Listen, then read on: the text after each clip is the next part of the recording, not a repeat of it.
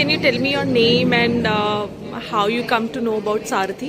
My name is Yash Chauhan. I am from NHL MMC 2016 batch. I came to know from Sarthi from a lot of my seniors and also from Google. Okay. I search a lot of the So, foreign so you have taken any service from Sarthi? Actually, I took 2 electives last year from Sarthi, and yeah, it went good. It went good. So how was your experience? Like what you will suggest to other IMGs?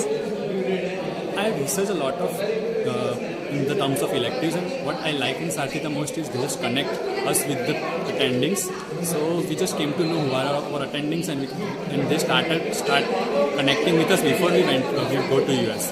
So that's the good thing. Another is their charges are cheaper than other rotation, and And how was the process? It was smooth or it was difficult, like connecting with the Sarthi team or physicians?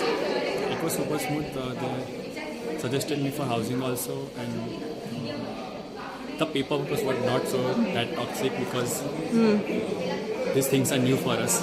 Okay. Thank you.